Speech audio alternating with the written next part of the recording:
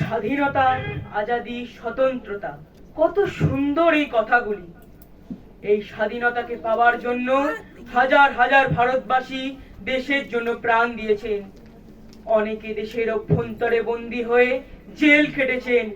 British সরকারের অত্যাচার সহ্য করতে না পেরে অনেকেই মৃত্যুবরণ করেছেন।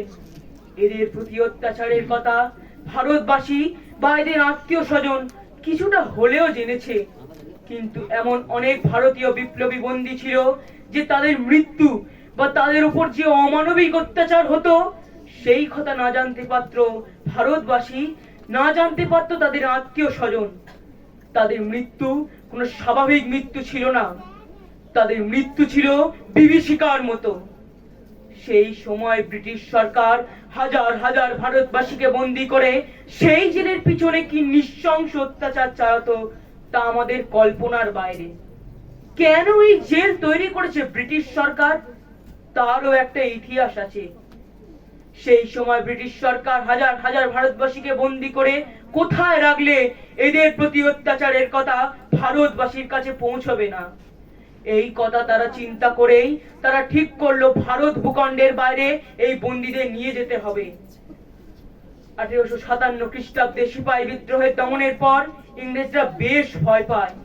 এই বিরাট সংখ্যক বন্দীদের কোথায় রাখা হবে?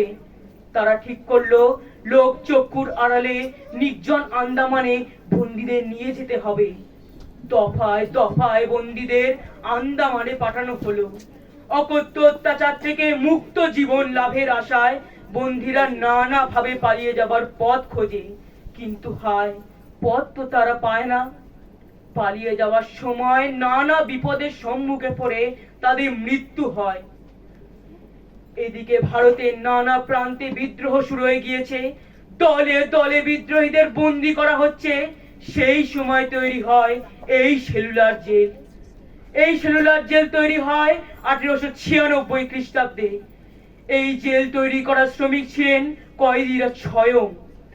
এই জেলের কুঠুরি এমন ভাবে তৈরি করা হয়েছিল যাতে এক কুঠুরি থেকে আরেক কুঠুরি বন্দীরা কোনোভাবেই দেখা সাক্ষাৎ না করতে পারে। আলো হাওয়ার ব্যবস্থা ছিল না বললেই চলে। বন্দীদের খাবার, পোশাক, দৈনন্দিন কাজ যা ছিল তা কোনো মানুষের পক্ষে মেনে নেওয়া সম্ভব নয়। যদিও কেউ মেনে নেয় তার পক্ষে ছিল বেঁচে থাকা অসম্ভব। 1910 খ্রিস্টাব্দে বাংলাদেশ থেকে প্রথম বিপ্লবীদের দল এই জেলে আসে।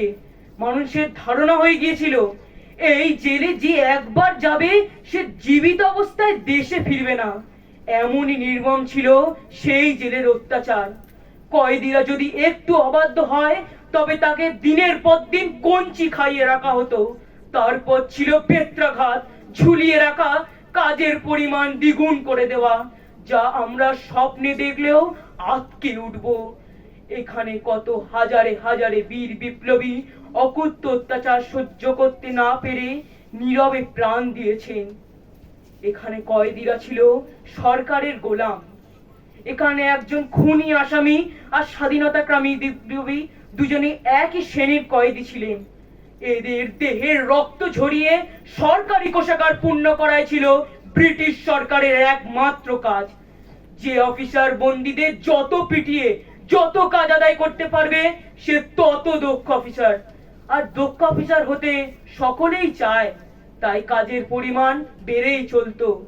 কাজের সময় পুরো কাজ শেষ করতে না পারলে হাতে হাত করা ও পায়ে বেড়ি পরিয়ে রাখা হতো। শাস্তির কোনো নির্দিষ্ট নিয়ম ছিল না, সবটাই নির্ভর করত শাস্তিদাতার মর্জির ওপর। কিন্তু সবকিছুরই একদিন শেষ হয়। এই জেল তার ব্যতিক্রম ছিল না।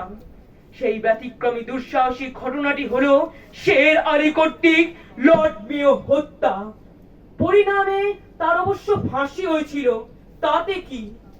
এই ঘটনা এই জেলে কোনোদিন ঘটবে এটাও তো স্বপ্ন ছিল। রাজনৈতিক কয়েদিদের দুর্বার সাহস, বেপরোয়া জীবন, মৃত্যু যাদের পায়ের ভৃত্য, তাদের ভয়টা কিসের? এখানে কত হাজারে হাজারে বীর বিপ্লবী বিদ্রোহ করে, না খেতে পেয়ে অনশন করে, ফাঁসির কাটে ঝুলে, অসুস্থ হয়ে, অখাদ্য খাবারকে ধুকে ধুকে মৃত্যুর করে ধরে পড়েছিল শুধুমাত্র আমাদেরকে স্বাধীনতা এনে দেবে বলে। সেলুলার জেলে দেশকে ভালোবাসার প্রেরণায় স্বাধীনতাগ্রামী তরুণগণ আত্মহতি দিয়েছেন দলে দলে।